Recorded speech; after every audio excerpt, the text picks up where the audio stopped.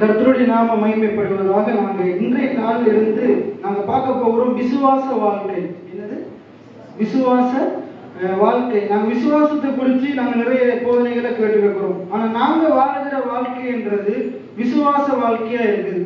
அங்கே பின்னுக்கு இருக்கிறாங்க, கொஞ்சம் முன்னுக்கு வந்தீங்கன்னா நல்லா இருக்கும்.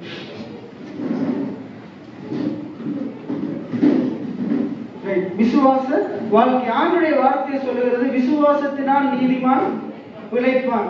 பின்வாங்கி போவான் ஆனால் அப்படிப்பட்டவன் மேல ஆண்டவருடைய ஆத்துமா எப்படி இருக்காதான்? பிரியமா இருக்காது. அப்படி இல்லை. எபிரேயர் 10ஆம் அதிகாரம் கடைசி 2 வசனத்தை ஒருவர் வாசிங்க. எபிரேயர் 10ஆவது அதிகாரம், எபிரேயர் 10ஆம் அதிகாரம் கடைசி 2 வசனம். விசுவாசத்தினாலே நீதிமான் பிழைப்பான், பின்வாங்கி போவானால் அவன் மேல் என் ஆத்துமா பிரியமா இராது. விசுவாசத்தினாலே நீதிமான் பிழைப்பான், பின்வாங்கி போவானால், அதாவது விசுவாசத்தை விட்டு கடவுள் மேல இருக்கிற உறுதியான நம்பிக்கையை விட்டு பின்வாங்கி போவானால் ஆண்டவருடைய ஆத்துமா அவன் மேல பிரியமா இராது. ஆண்டவர் விசுவாசிக்கிற நபர்கள் மேல, அவரை நம்புகிற நபர்கள் மேல ஆண்டவர் பிரியமா இருக்கிறார். எத்தனை பேர் ஆமீன் சொல்றீங்க? எத்தனை பேர் ஆண்டவரை நம்புறீங்க? ஆண்டவரை நம்புறோம். ஆனா ஆண்டவர் இந்த வசனம் சொல்லுது, 2 கொரிந்தியர் 13:5 சொல்லுது, நீங்கள் விசுவாசம் உள்ளவர்கள் என்று உங்களை நீங்கள் சோதித்து அறியுங்கள். ஆண்டவர் சொல்றாரு, நம்மவே என்ன செய்யணுமா? சோதிக்கணுமா? ஆதியாகமம் 22 ஆண்டவர் ஆபிரகாமை சோதித்தார். ஆண்டவர் ஆபிரகாமை சோதித்தார். எப்படி சோதித்தாரு? ஆபிரகாமுக்கு ஒரு குமாரன் இருக்கிறான், ஈசாக்கு. அந்த ஈசாக்கை கொண்டு போயிட்டு பலியிடு சொல்லி என்ன செய்கிறாரு? அவன் என்னைய நம்பினா, என்னைய விசுவாசிச்சா, நான் சொல்லுகிற பிரகாரம் ஈசாக்கு என்ன செய்வான்? பலியிடுவான். அவன் என்னைய நம்பாம நான் கொடுத்த ஈசாக்கின் மேல, தன்னுடைய பிள்ளை மேல தன்னுடைய நம்பிக்கையை வைப்பானா இருந்தா என்ன நடக்க போறது இல்லை. அந்த அவனுக்கு கொடுக்கப்பட்ட வாக்குத்தத்தம் நிறைவேற போறது இல்லை. நமக்கு எல்லாருக்கும் தெரியும், ஈசாக்கா கொடுத்தவர் யாரு? கர்த்தர் தான் கொடுத்தார். ஈசாக்கு வாக்குத்தத்தம் அல்ல. ஈசாக்கு வாக்குத்தத்தம் அல்ல. தேவன் என்ன செய்தார்? ஈசாக்கை குறிச்சு வாக்குத்தத்தம் கொடுக்கல. உனக்கு ஒரு குமாரனை தருவேன்னு சொல்லல, உனக்கு ஈசாக்கை தருவேன்னு சொல்லல. தேவன் என்ன வாக்குத்தத்தம் கொடுத்தார்? உனக்கு நான் ஒரு சந்ததியை தருவேன். உனக்கு நான் ஒரு சந்ததியை தருவேன். இப்ப ஆபிரகாம் ஈசாக்கின் மேல விசுவாசம் வைத்திருந்தா, அவன் உயிரோடு இருந்தாதான் என்ன நடக்க போகுது? சந்ததி உண்டாக போகுது. ஈசாக்கின் மேல நம்பிக்கையை வைக்கல. எபிரேயர் 14ஆம் அதிகாரத்துல சொல்லுது, விசுவாச வீரர்களை குறித்து சொல்லும் போது அதுல 17ஆவது வசனத்தை பாருங்க. எபிரேயர் 11, 17 வரைக்கும் 19 வரைக்கும் வாசிச்சு பாருங்க. மேலும் விசுவாசத்தினாலே ஆபிரகாம், எங்க ஆதியாகமம் 22 ஆண்டவர் ஆபிரகாமோட விசுவாசத்தை சோதிக்கிறாரு. சோதிக்கும் போது ஆபிரகாம் விசுவாசத்துல என்ன செய்யலாம் பாருங்க. என்ன செய்யறான்? விசுவாசத்துல ஈசாக்க பலியாக ஒப்பு கொடுத்தான். ஏன்னா ஒரு காரியத்தை இழக்க தயாரானான், பலியாக ஒப்பு கொடுத்தான். பலியாக ஒப்பு கொடுத்த போது வாசிங்க, அப்ப ஆண்டவர் என்ன சொல்லியிருந்தாரு? ஈசாக்கின் இடத்தில் உன் சந்ததி விளங்கும் என்று அப்ப தேவன் வாக்குத்தத்தம் பண்ணியிருக்கிறார் ஆபிரகாமுக்கு. எப்படி வாக்குத்தத்தம் பண்ணியிருக்கிறாரு? ஈசாக்கின் மூலமாக நான் உனக்கு ஒரு சந்ததியை தருவேன். ஆபிரகாம் ஈசாக்கின் மேல விசுவாசத்தை வைக்கல. ஈசாக்கின் மூலமாக உன் சந்ததியை நான் உனக்கு தருவேன் என்று சொன்ன தேவனுடைய வார்த்தையின் மேல, வாக்குத்தத்தத்தின் மேல என்னத்தை வைத்தாரு? விசுவாசத்தை வைத்தார். இன்னைக்கு நம்ம பார்க்க போகிற காரியம், சிறிது நாட்களுக்கு வாரங்களுக்கு நாங்க பார்க்க போறோம். நாங்க வாழ்கிற வாழ்க்கை என்கிறது விசுவாச வாழ்க்கை. என்ன வாழ்க்கை? விசுவாச வாழ்க்கை. ஆண்டுடைய வார்த்தை சொல்லுது, நாங்கள் தரிசித்து நடக்கிறவர்கள் அல்ல. எப்படி நடக்கிறவர்களா? விசுவாசித்து நடக்கிறவர்களா? அதாவது கண்களுக்கு புலப்படுகிற இந்த காரியங்களை பார்த்து நடக்கிறவர்கள் அல்ல. ஆண்டவர் எங்களுக்கு என்ன செய்வார்னு சொல்லி இருக்கிறாரோ அதை நோக்கி நடக்கிறவர்களா இருக்கும். உதாரணத்துக்கு சொல்ல போனா, ஆபிரகாமும் சாராளும் தரிசித்து நடக்கிறவங்களா இருந்திருந்தா, தரிசித்து நடக்கணுமா இருந்தா அவங்க எப்படி நடந்திருக்கணும் தெரியுமா? ஆபிரகாமும் சாராளும் எப்படி நடந்திருக்கணும்? அவங்க ஒவ்வொரு நாளும் என்ன சொல்லி இருக்கணும்? நான் கிழவனா இருக்கிறேன், இவள் கிழவியா இருக்கிறாள், அவருடைய கற்பம் செத்து போயிருச்சு. அவங்க பார்க்கிற ரீதியில, அவருடைய கண்கள் இந்த உலகத்தினுடைய அறிவியல பார்க்கும் போது இவன் இதையே தான் பார்த்து கொண்டிருக்கும். இதையே பார்த்து கொண்டிருந்தா நம்பிக்கை வருமா? பிள்ளை பிறக்கும் என்ற நம்பிக்கை வருமா? பிள்ளை ஒரு சந்ததி உருவாகும் என்ற நம்பிக்கை வருமா? இவர் ஆண்டவர் உண்மை சொல்றாரு, இது நிறைவேறும் என்ற விசுவாசம் வருமா? இல்ல, சந்தேகம் தான் வரும். ஆபிரகாம் தன்னுடைய சரீரத்தையும் சாராவுடைய சரீரத்தையும் பார்த்து வாழ்ந்தா, அவங்களை சுத்தி இருக்கிற காரியங்களை பார்த்து வாழ்ந்தா விசுவாசம் வராது, நம்பிக்கை வராது, உறுதி நிச்சயம் இருக்காது. என்ன இருக்கும்? சந்தேகம் தான் இருக்கும். அதே போல இன்றைக்கு நமக்கு இருக்கிற நம்மளோட நிலைமையை பார்த்து, நம்முடைய கையின் பிரயாசத்தை பார்த்து நம்ம வாழ்ந்து கொண்டிருப்போமா இருந்தா என்ன வராது? விசுவாசம் வராது. நீங்க இந்த 2 தங்கச்சி உங்க வீட்டுக்கு புது வீடு கட்டி பெரிய வீடு கட்டி போயிருக்கிறாங்க. நீங்க ஒரு 3 வருஷத்துக்கு முன்னுக்கு நீங்க அவங்ககிட்ட ஒரு அப்பா அம்மாட்டையும் இப்ப கூப்பிட்டு கேட்டு பாருங்க. அவங்க நான் போய் அவங்க வீட்டு கூட்டத்தை ஆரம்பிக்கும் போது அவங்க ஒரு நம்பிக்கையற்ற நிலைமையில இருந்தாங்க. அவங்களோட வீடு எல்லாம் என்ன செய்யுது, அந்த முள் மரங்களால வேரியெல்லாம் விழுந்து தகரமெல்லாம் பிரிந்து இருந்தது. இப்ப நான் போயிட்டு வீடு கட்டுறதுக்கு பணத்தை கொடுக்கல, நான் போயிட்டு வீடு கட்டுறதுக்கு உங்களுக்கு ஆண்டவர் இருந்தாலும் தருவார்னு சொல்லி கொடுக்கல. நான் போயிட்டு என்ன சொன்னேன்டா, இன்றைக்கே நீங்க ஆண்டவர் உங்களுக்கு எப்படிப்பட்ட காரியத்தை தரணும் என்று உங்களுடைய விசுவாச கண்களால பாருங்க, நீங்க அதை பேசுங்க. நீங்க பாருங்க, அதை பேசுங்க. போன கிழமை போயிட்டு என்ன சொல்லி கொடுத்தேன், இன்னும் இந்த வீட்டுல என்னெல்லாம் செய்ய முடிக்கணுமோ அதை ஆண்டவர் உங்களுக்கு உண்டு பண்ணி தருவாருன்றது என்ன செய்யுங்க, இன்றைக்கே பேசுங்க. இன்னைக்கு ஒருவேளை அந்த வீட்டின் மூலமாக இன்னும் சில காரியங்களை செய்யறதுக்கு பணம் இன்றைக்கு இல்லாம இருக்கலாம். ஆனா நீங்க கடவுளை நம்பி நீங்க காரியங்களை சொல்லி பாருங்க, அறிக்கை செய்து பாருங்க. கடவுள் நீங்க நினைத்ததை காட்டிலும் வேண்டினதை காட்டிலும் ஆண்டவர் பெரிய அளவுல காரியங்களை செய்வார். எத்தனை பேர் ஆமேன்னு சொல்றீங்க? அப்ப கர்த்தரால கூடாத காரியம் ஒன்றுமே இல்லை, ஆண்டவரால கூடாத காரியம் ஒன்றுமே இல்லை. அப்ப விசுவாசம், அப்ப 2 கொரிந்தியர் 13:5 சொல்லுது, நாங்க என்ன செய்யணுமா, நம்முடைய விசுவாசத்தை ஆண்டவர் சோதிக்க சொல்றார். முதலாவது நாங்க நம்முடைய விசுவாசத்தை சோதிக்கணும். வேதம் சொல்லுது, அழிந்து போகிற பொன் அக்கினியினாலே குடமிடப்பட்டு சோதிக்கப்படுகிறது போல அழிந்து போகிற பொன். இன்னைக்கு நாங்க வச்சிருக்கிற தங்க நகைகள் என்ன செய்யலாம், அதை கொள்ளன் என்ன செய்யலாம் தெரியுமா, தட்டான் என்ன செய்யலாம் தெரியுமா, அதை அக்கினியில இட்டு நெருப்புல இட்டு, அதுல இருக்கிற அது உண்மையான புவர் தங்கமா, அது முழுமையான தங்கமா, அதுக்குள்ள ஏதாச்சும் கலப்படம் இருக்குதா என்று என்ன செய்யறான், நெருப்புக்குள்ள விட்டு என்ன செய்யறான், அக்கினியில இட்டு என்ன செய்யறான், சோதித்து பார்க்கிறான். உண்மையான தங்கம் என்றா என்ன செய்யணும், நிலைத்திருக்கும். அதே போல ஆண்டவர் சொல்றாரு, அதை பார்க்கிலும் விலையேற பெற்ற, எல்லாம் சொல்லுங்க, பொன்னை பார்க்கிலும் வெள்ளியை பார்க்கிலும் விலையேற பெற்ற. விலையேற பெற்றது என்ன தெரியுமா, உங்களுடைய விசுவாசம், என்னுடைய விசுவாசம். நாங்க தேவன் பேரிலும் அவருடைய வார்த்தையின் பேரிலும் வைத்திருக்கிற விசுவாசம். அது என்னதான், தங்கத்தை காட்டிலும் விலையேற பெற்றதான், வெள்ளியை காட்டிலும் விலையேற பெற்றதான், பொன்னை காட்டிலும் விலையேற பெற்றதான். எத்தனை பேர் ஆமீன்னு சொல்றீங்க? அப்ப அந்த விசுவாசம் சோதிக்கப்படும். எப்ப சோதிக்கப்படும்? இன்றைக்கு அது சோதிக்கப்பட்டு கொண்டுதான் இருக்குது. ஒவ்வொரு நாளும் அது சோதிக்கப்பட்டு கொண்டுதான் இருக்குது. அந்த சோதனையில நாங்க பாஸ் பண்ணும்போது, நியாய தீர்ப்பு நாள்ல இன்றைக்கு காண்புற நாங்க இப்போ மேல போட்ட பிரசங்கத்திலே அதான் போச்சு. என்ன ஆண்டவர் என்ன செய்வார், ஏழைகளுக்கு உதவி செய்யணும். விசுவாசத்தால என்ன செய்யணும், கடவுளுக்கும் கொடுக்கணும், ஏழைய ஆக்களுக்கும் கொடுக்கணும் என்று அவர் பேசினார். அங்க பேசும்போது ஏழைகளுக்கு நம்ம போய் இறங்கும் போது, உதவி செய்யும் போது நம்முடைய கணக்குக்கு என்ன செய்யும், பலன் பெருகும். உதாரணத்துக்கு இப்ப நீங்க போயிட்டு பேங்க்ல ஒரு அக்கௌண்ட் திறங்க. இந்த போன கிழமை நான் ஒரு HNB பேங்க்ல ஒரு அக்கௌண்ட் திறந்தேன். இப்ப நீங்க போயிட்டு ஒரு புது பேங்க்ல அக்கௌண்ட் திறக்கிறீங்கன்னா, ஒருவேளை HNB பேங்க்ல நீங்க அக்கௌண்ட் திறக்க போறீங்கன்னு வைங்களேன். HNB பேங்க்ல நீங்க என்ன செய்வீங்க, புத்தகத்தை திறந்து, இப்ப எல்லாம் ஆன்லைன் மூலமா வந்துருச்சு, திறக்கும் போது நீங்க கேட்க தேவை, அவனாவே கேட்பான். ஏன்னா நீங்க இந்த சீட்டு சேர்க்கிற மாதிரி பேங்க்ல ஒரு சேவிங் இது ஒன்று இருக்குது. உங்களோட பணம் தான், 2 வருஷத்துக்கு நீங்க சேர்க்கலாம். அதை என்ன செய்யுங்க, இந்த அக்கௌண்ட்ல தூக்கி போடுங்க. நீங்க ஒவ்வொரு மாசம் உங்களோட சம்பளத்திலேயோ நீங்க போடுற காசுலயோ குறிப்பிட்ட அமௌண்ட் என்ன செய்வோம், 2000க்கு மேல 2 வருஷத்துக்கு இதுக்குள்ள, 2 வருஷமோ 10 வருஷத்துக்கு இதுக்குள்ள தூக்கி போடுவோம். அப்ப அதுக்குள்ள என்ன செய்யும், அந்த காசு சேர 2 வருஷத்துக்கு பிறகு அது என்ன செய்யும், மொத்தமா அந்த காசோட ஒரு வட்டி என்ன செய்யும், நம்முடைய அக்கௌண்ட்டுக்கு வரும். அதே போலதான் இன்றைக்கு நம்முடைய வாழ்க்கையில சில காரியங்கள் சோதிக்கப்படுது, சில காரியங்கள் எடுக்கப்படுது. ஆண்டவர் சில காரியங்களை நம்மள சோதனைக்குள்ள நடத்துறாரு, வனாந்திர வழியில நடத்துறாரு. ஆனாலும் கடவுள் கூட இருக்கிறார், ஆண்டவர் கூட இருக்கிறார். இப்ப பாருங்க, அந்த நம்ம சேமிக்கிறதுக்கு ஏதுவான பணம் நம்மகிட்ட இல்லாம இருக்கலாம். ஆனாலும் நமக்கு இந்த முழுமையான பணம் தேவையா இருக்குது. ஆனா நாங்க அதுல இருந்து ஒரு பகுதி என்ன செய்யறோம், நம்முடைய தேவைகள் மத்தியில் ஒரு பகுதி என்ன செய்யறோம், எடுத்து சேமிக்கிறோம். ஆனா அது முடிவுல வரும்போது நம்ம போட்ட காசை காட்டிலும் அதிகமா வருது.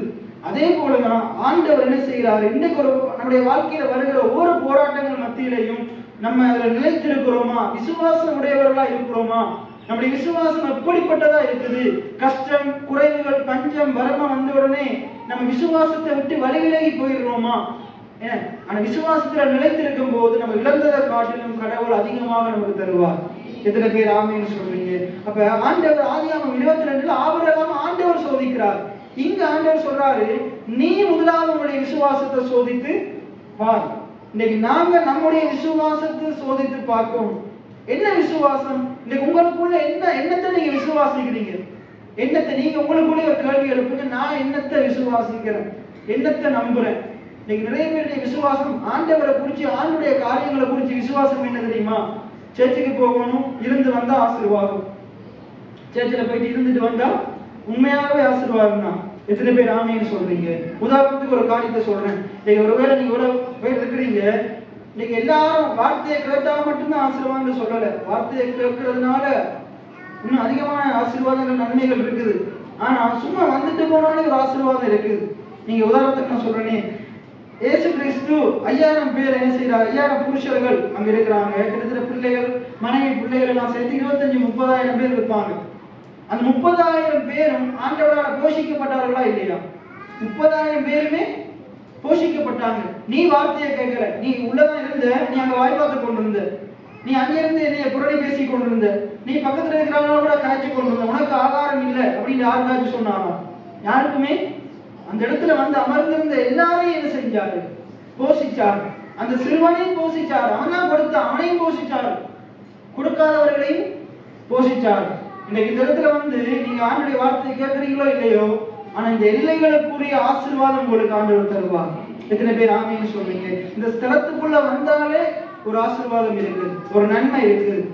அதே போல இதுக்குள்ள வந்து அதுல பேசப்படுகிற சத்தியங்களை உள்வாங்கும் போது, ஆண்டவரை முழு மனதோடு உள்ளத்தோடு ஆராதிக்கும் போது அதுலயும் ஒரு மிகப்பெரிய ஆசீர்வாதங்கள் நன்மைகள் உங்களுக்கு இருக்குது. சரி, அப்ப சோதிக்கப்பட்டார் ஆபிரகாம். என்ன செய்தார்? தேவனால் சோதிக்கப்படும் போது அந்த சோதனையில அவர் ஜெயம் பெற்றார்.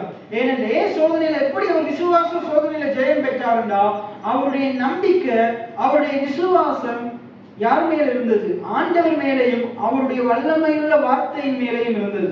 எத்தனை பேர் ஆமேன்னு சொல்றீங்க? இன்னைக்கு உங்களை தேவன் சோதிக்கும் போது, உங்களை தேவன் சோதிக்கும் போது நீங்க தேவன் மேலேயும் அவருடைய வார்த்தை மேலேயும் பற்றுதலா இருப்பீங்கன்றா. ஏன்னா பைபிள் சொல்றது, அடிக்கடி நான் எனக்குள்ள பேசுகிற ஒரு வார்த்தை, மனுஷனை நம்புவதை பார்க்கிலும் கர்த்தர் பேரில் பற்றுதலா இருப்பதே நலம். ஏன்னா அது எப்பயுமே நீங்க உங்களுக்குள்ள வைத்துக் கொள்ளுங்க. எந்த சூழ்நிலையிலையும் கர்த்தர் பேர்ல பற்றுதலா இருங்க. அடுத்தது இரண்டாவது காரியம், அவருடைய வார்த்தை. அவருடைய வார்த்தை என்ன செய்யுமா? அவருடைய வார்த்தை எப்படிப்பட்டதா? வானமும் பூமியும் ஒழிந்து போனாலும் இந்த வார்த்தை, இந்த வேதத்தில் இருக்கிற எழுத்தின் சிறு உறுப்பாகிலும் என்ன செய்யாது. அப்ப இந்த கர்த்தர் சொன்ன இந்த வார்த்தைகள், இந்த வாக்குத்தத்தங்கள் நிறைவேறாம போகிறதுக்கு வாய்ப்பே கிடையாது. நிச்சயமா நிறைவேறும். எத்தனை பேர் நம்புறீங்க? அப்ப நம்ம இந்த ஆண்டுடைய வார்த்தையின் மேல விசுவாசத்தை வைக்கலாமா இல்லையா? ஆபிரகாம் அதான் செய்தார். அந்த எபிரேயர் 17ஆம் அதிகாரம் 17, 18, 19 அவர் சொல்றாரு, உன் சந்ததி ஈசாக்கின் இடத்தில் உன் சந்ததி வரும் என்று ஆண்டவர் சொன்ன வார்த்தையின் மேல, ஆண்டவர் சொன்ன வார்த்தையின் மேல, எழுதியிருக்கிற வார்த்தையின் மேல, தேவனுடைய வாயிலிருந்து புறப்பட்ட வார்த்தையின் மேல ஆபிரகாம் தன்னுடைய நம்பிக்கையை வைக்கிறார். அவர் நம்பிக்கையை வைக்கும் போது கீழே சொல்லப்படுகிறது, ஈசாக்கை ஆபிரகாம் பாவனையாக பெற்றுக் கொண்டான். எத்தனை பேர் ஆமேன்னு சொல்றீங்க? ஈசாக்கை ஆபிரகாம் பாவனையாக பெற்றுக் கொண்டான். போன வியாழக்கிழமை இந்த வார்த்தையை தியானிச்சு கொண்டிருக்கும் போது நான் பார்த்தேன், அங்க பலிக்கு என்ன செய்யறாரு? 3 நாள் பிரயாணப்பட்டு கொண்டு போறாரு. கொண்டு போயிட்டு அங்க மோரியா மலையில, மோரியா தேசத்தில் இருக்கிற மலையில, இப்ப ஆபிரகாம் மலைக்கு ஏறதுக்கு முன்னுக்கே, இதை குறித்து ஏற்கனவே பார்த்திருக்கிறோம், மலைக்கு ஏறதுக்கு முன்னுக்கே என்ன சொல்லிட்டு போறாரு? நானும் குமாரனும் மேல போறோம், திரும்பி நான் வருவேன் அப்படி சொல்லல, வருவோம் என்று சொல்றாரு. வருவோம் என்று. அப்ப மேல போறதுக்கு முன்னுக்கு அவருக்கு என்ன இருக்குது? விசுவாசம் இருக்குது. நாங்க 2 பேரும் திரும்பி, ஆனா ஆண்டவர் என்ன சொன்னாரு? ஈசாக்க பலியிடு. இப்ப ஆண்டவர் சொன்ன வாக்கு மாறுமா? மாறாது. வாக்கு மாறாது. ஆண்டவர் ஏற்கனவே சொன்ன வாக்கு மாறாது. என்ன வாக்கு மாறாது? ஆண்டவர் ஏற்கனவே என்ன சொல்லியிருந்தார்? ஈசாக்கின் இடத்தில் ஒரு சந்ததி விளங்கும் என்று சொல்லியிருக்கிறார். இப்ப ஈசாக்கு செத்து போனா என்ன செய்ய போறாரு? ஈசாக்கின் மூலமா சந்ததி உருவாகாது. ஆனா ஈசாக்கு இப்ப ஆண்டவர் சொல்றாரு ஈசாக்க பலியிடு. இப்ப ஈசாக்கு செத்தும் போகணும், ஈசாக்கு செத்து போகவும் கூடாது. இப்ப நான் கேட்கிறேன், ஈசாக்கு அவங்க செத்து போனானா இல்லையா? ஈசாக்கு செத்து போனார், ஈசாக்கு செத்து போனார். ஆனா ஈசாக்கு செத்து போகல. என்ன செத்து போனாரா? செத்து போகலையா? ஆண்டவர் ஈசாக்க பலி கொடுத்தாரா? பலி கொடுக்கலையா? ஆபிரகாம் ஈசாக்க பலி கொடுத்தாரா? பலி கொடுக்கலையா? ஆபிரகாம் ஈசாக்க பலி கொடுத்தாரு. ஆனா ஈசாக்கு செத்து போனாரு. ஆனா ஈசாக்கு உயிரோடு எழுப்பப்பட்டார். எத்தனை பேர் ஆமீன் சொல்றீங்க? ஆண்டவர் அதை அப்படித்தான் பார்க்கிறார். நீங்க எபிரேயர் 11 இப்ப திருப்பி வாசிங்க. எபிரேயர் 11 17 18 19. மேலும் விசுவாசத்தினாலே ஆபிரகாம் தான் சோதிக்கப்பட்ட போது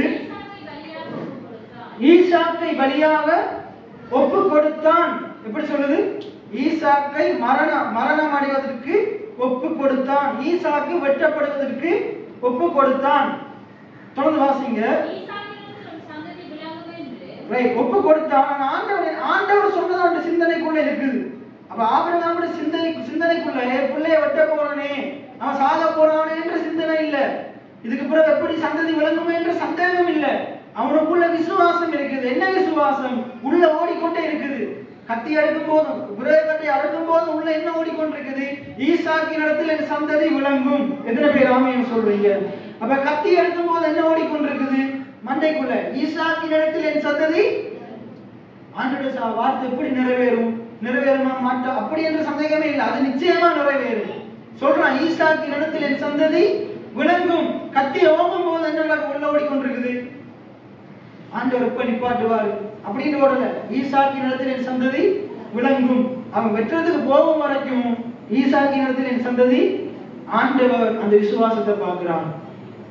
ஆண்டவர் வழிப்பிரகாரமான வள்ளியோ பொன்னையோ வழிப்பிரகாரமான காரியத்தை பார்க்கல. அவனுக்கு உள்ளான இருதயங்களை ஆராய்ந்து அறிகிறது ஆண்டவர். அவனுடைய இருதயம், அவனுடைய ஆத்மா என்னை நம்புதுன்றது ஆண்டவர் பார்க்கிறார். தொடர்ந்து வாசிங்க. ஈசாக்கின் இடத்தில் உன் சந்ததி விளங்கும் என்று அவனோடு சொல்லப்பட்டிருந்தது. இப்படிப்பட்ட வாக்குத்தத்தங்களை பெற்றவன் எப்படி பார்க்கிறாரு? மரித்தோரிலிருந்து எழுப்ப தேவன். அப்ப ஈசாக்கு பலியாக ஒப்பு கொடுக்கப்பட்டான். அப்ப மரணத்துக்கு ஆபிரகாம் என்ன செஞ்சிட்டாரு? ஒப்பு கொடுத்துட்டாரு. அப்ப மரித்த மாதிரி தான் ஒப்பு கொடுத்துட்டாரு. கை கத்தி ஓங்கிட்டாரு. வெட்ட போறாரு. ஒப்பு கொடுக்கப்பட்டான். இங்க சொல்லுது பாருங்க, இந்த வசனம் சொல்லுது பாருங்க. இப்ப வாசிச்ச திருப்பி வாசிங்க.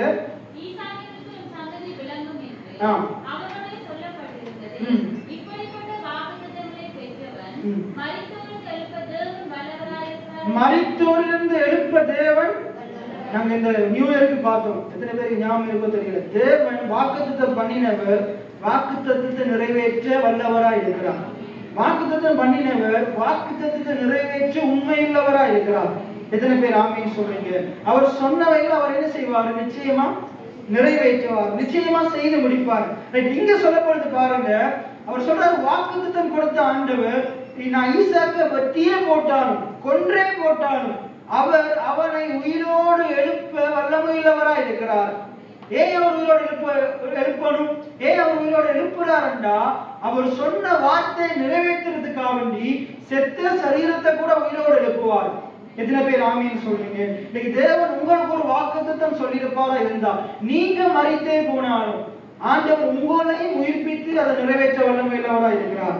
அவர் சொன்ன வார்த்தையை நிறைவேற்றணுமா இருந்தா அவர் எந்த காரியத்தையும் எந்த மனுஷனையும் யாரையும் அவர் உயிர்ப்பிப்பார்.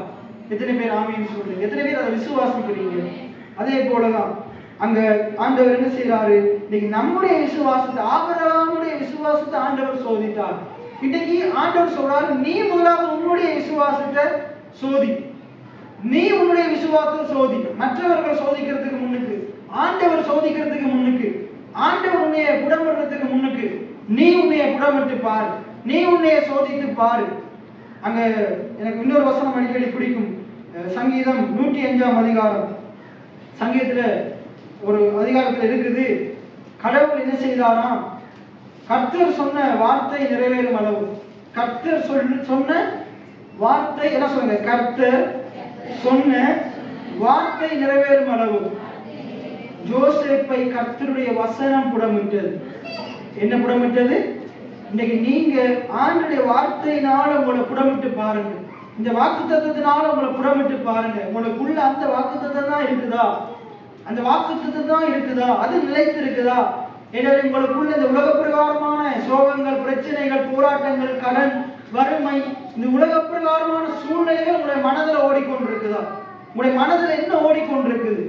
ஆபிரகாம் ஈசாக்க பலியில கொண்டு போய் கட்டைக்கு மேல வைக்கும் போது என்ன உள்ள ஓடிக்கொண்டிருந்தது? ஈசாக்கினிடத்தில் என் சந்ததி விளங்கும். என்ன சொல்லுங்க? ஈசாக்கினிடத்தில் என் சந்ததி விளங்கும் என்று தேவன் சொல்லி இருக்கிறார். என்ன சொல்லுங்க? ஈசாக்கினிடத்தில் என் சந்ததி விளங்கும் என்று தேவன் சொல்லி இருக்கிறார். எத்தனை பேர் ஆமீன் சொல்றீங்க? அப்ப அதுதான் ஓடிக்கொண்டிருக்குது. வலிக்கு ஒப்பு கொடுக்கும் போது இன்னைக்கு உங்களுக்குள்ள என்ன ஓடிக்கொண்டிருக்குது? நீங்க ஒரு கஷ்டமான சூழ்நிலையில் இருக்கும் போது உங்களுக்குள்ள என்ன ஓடிக்கொண்டிருக்குது? நீங்க சில காரியங்களை இழந்திருக்கிறீங்க. இன்னைக்கு உங்களுக்குள்ள என்ன ஓடிக்கொண்டிருக்குது? என்ன வாக்குத்தத்தம் ஓடிக்கொண்டிருக்குது? கர்த்தர் எனக்கு சொன்னது நிறைவேறும். எத்தனை பேர் ஆமீன் சொல்றீங்க? இன்னைக்கு ஒருவேளை எங்களுடைய சூழ்நிலைகள் பஞ்சத்தில் இருக்கலாம். பஞ்சத்தில் உதாரணத்துக்கு சொல்றேன். இப்ப நம்ம எல்லாரும் கஷ்டத்துல, வறுமையில, பணம் இல்லாம இருக்கலாம்.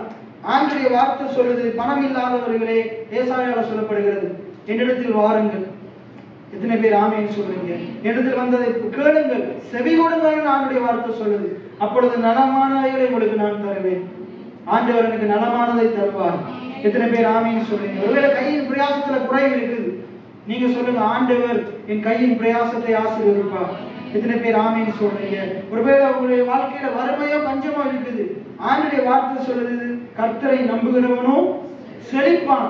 எத்தனை பேர் ஆமீன் சொல்றீங்க? கர்த்தரை நம்புகிறவனோ, இதுதான் உங்களுக்குள்ள ஓடிக்கொண்டிருக்கணும்.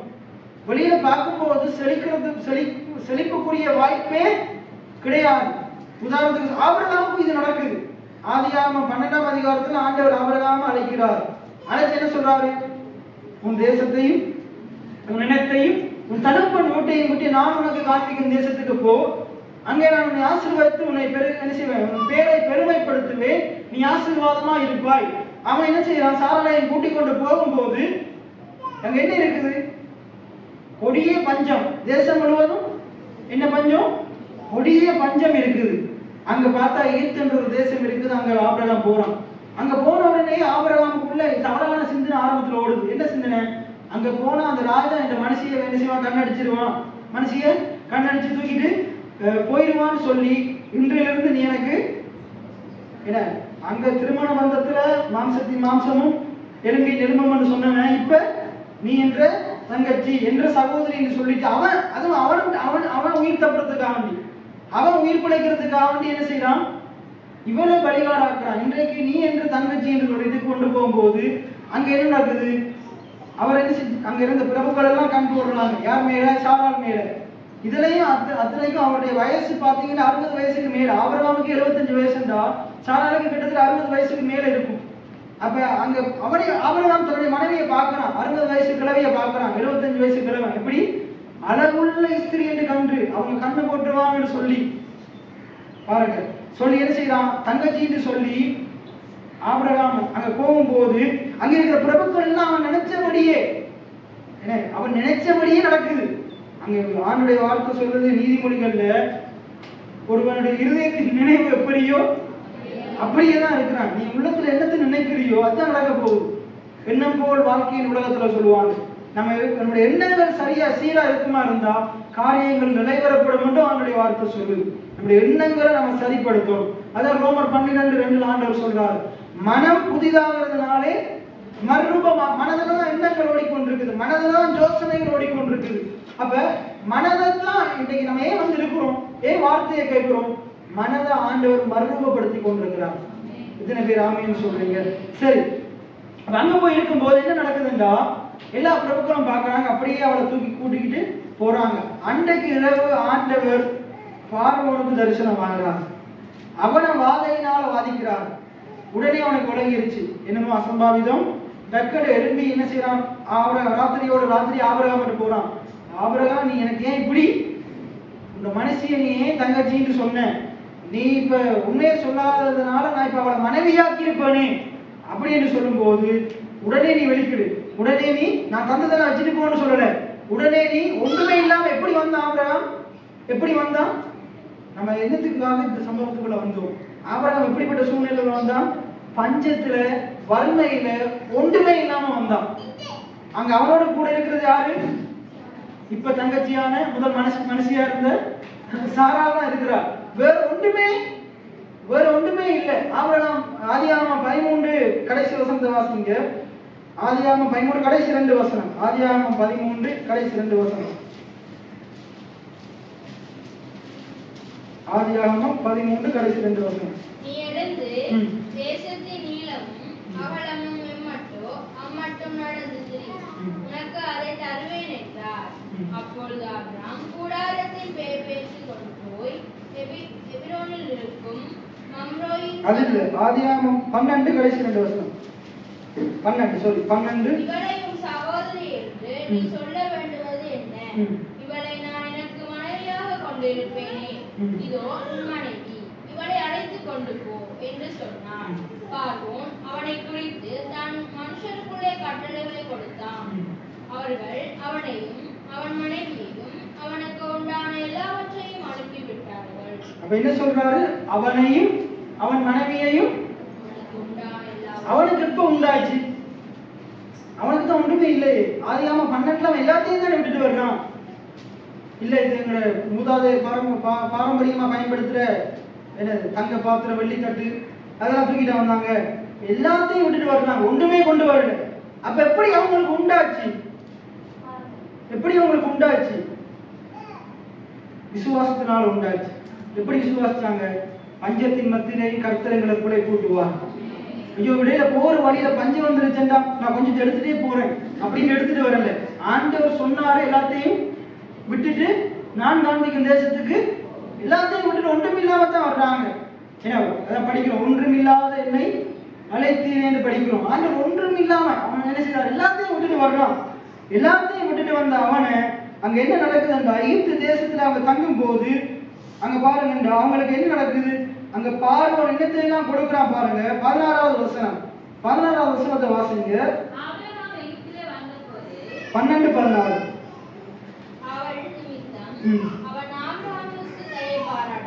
சாரா நிமித்தம் பார்வோன் யாருக்கு தயவு பாராட்டினான்? ஆபிரகாமுக்கு தயவு பாராட்டினான். இப்ப தயவு என்ன செய்து பாருங்க. பாருங்க, ஒன்றுமில்லாம வந்தவனுக்கு, வெறுங்கையா வந்தவனுக்கு, தன்னுடைய மனைவியோட வந்தவனுக்கு என்னத்தை கொடுக்கிறாரு? பஞ்ச காலத்துல. என்ன காலத்துல? கொடிய பஞ்ச காலத்துல. என்ன காலத்துல? கொடிய பஞ்ச காலத்திலையும் கர்த்தரை நம்புகிறவன் செழிப்பான். எத்தனை பேர் ஆமீன் சொல்றீங்க? அது என்ன காலம்?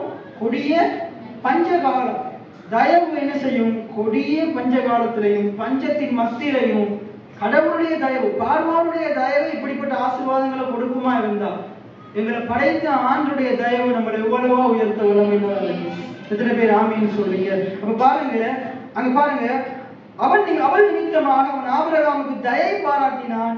அவனுக்கு என்ன சொல்லுங்க? ஆபிரகாமுக்கு ஆடு மாடுகளும் கழுதைகளும் வேலைக்காரரும் வேலைக்காரிகளும் கோழிக்கை கழுதைகளும் ஒட்டகங்களும் கிடைத்தது. எத்தனை பேர் ஆமீன் சொல்றீங்க? பஞ்ச காலத்துல ஆண்டவர் அவனை திருப்தி ஆக்குறான். பஞ்ச காலத்திலையும் அவனுக்கு தேவையான ஆண்டவர் கொடுக்கிறான். எத்தனை பேர் ஆமீன் சொல்றீங்க? ஆடு மாடு, ஒரு ஆட்டிட விலை என்ன? ஒரு ஆட்டிட விலை என்ன? ஒரு மாட்டிட விலை என்ன?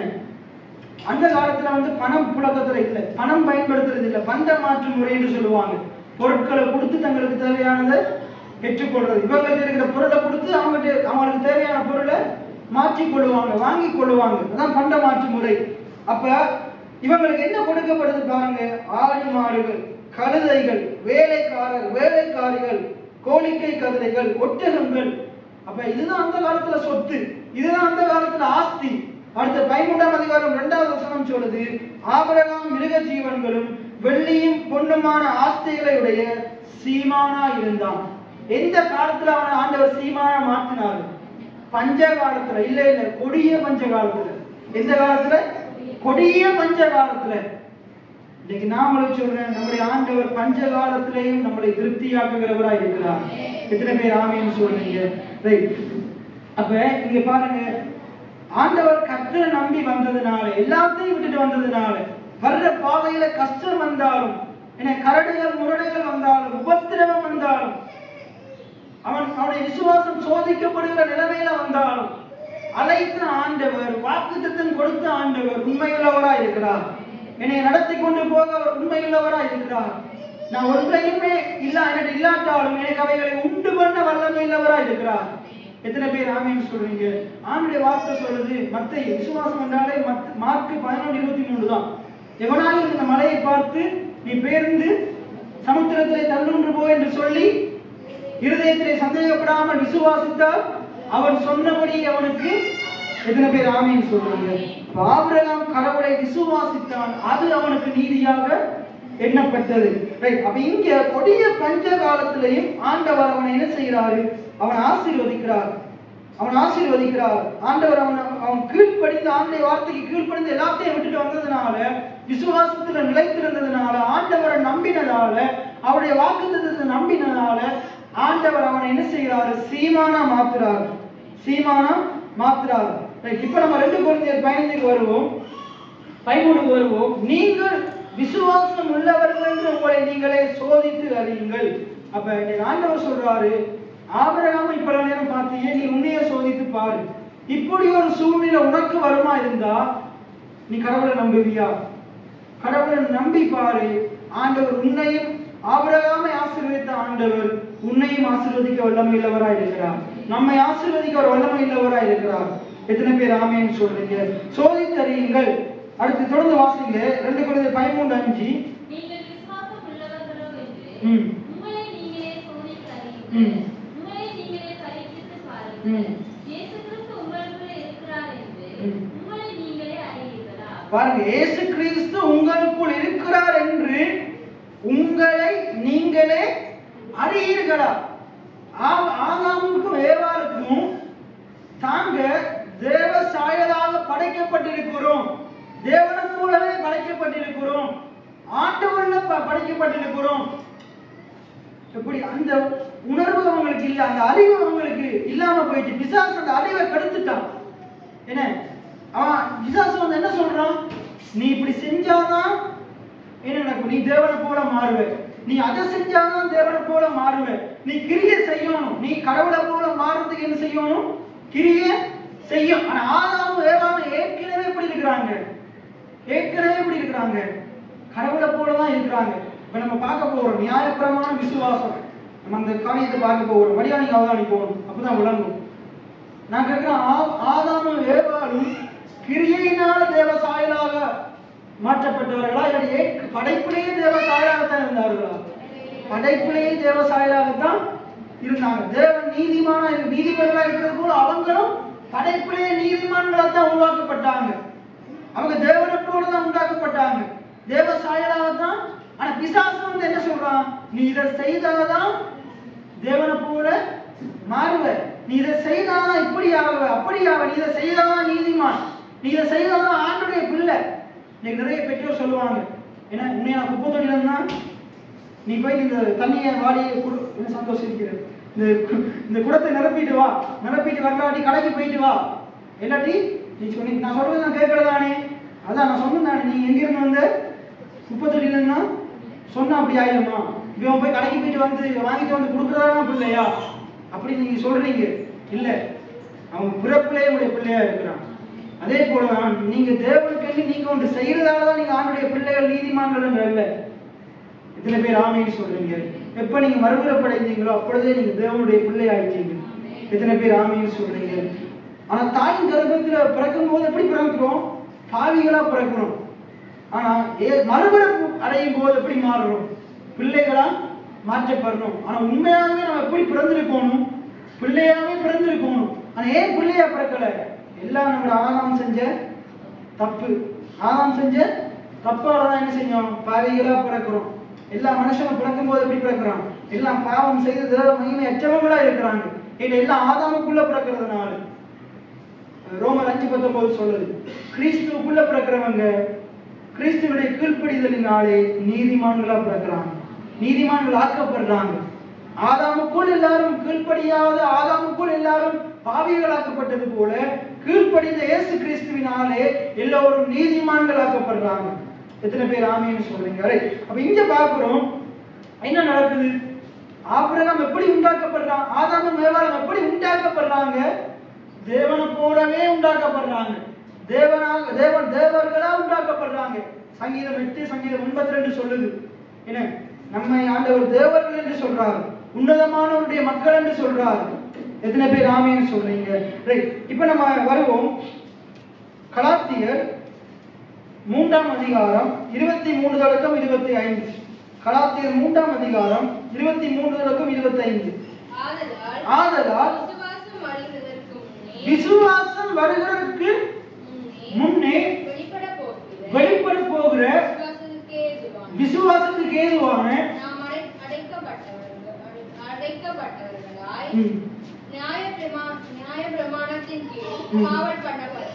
அப்ப விசுவாசம் வருகிறதுக்கு முன்னுக்கே எல்லா ஜனங்களும் எதற்குள்ளே அடைக்கப்பட்டிருந்தாங்கன்னா நியாய பிரமாணத்துக்குள்ள.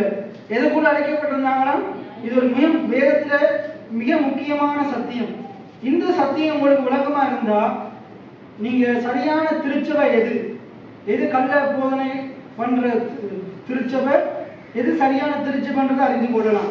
யார் கள்ள போதகர்கள், யார் நல்ல போதகர்கள் என்றதை அறிஞ்சு கொள்ளலாம். இந்த சத்தியம் மிக முக்கியம். இந்த காலத்தில் நம்ம இந்த சத்தியத்தை அறிஞ்சு கொள்வது மிக முக்கியம். இன்னைக்கு அநேகமா நம்முடைய இலங்கை இந்தியா தேசங்களில் இந்த வெளிப்பாடு இல்லாத இந்த வேதத்துக்கு புறம்பான சபைகள் போதகர்கள் நிறைய பேர் இருக்கிறாங்க. அந்த வசனத்தை எல்லாம் திருப்பிக் கொள்ளுங்க. கலாத்தியர் 3ஆம் அதிகாரம் 23வது வசனம். எல்லாம் சேர்ந்து அந்த வசனங்களை வாசிங்க. கலாத்தியர் 3ஆம் அதிகாரம் 23வது வசனம்.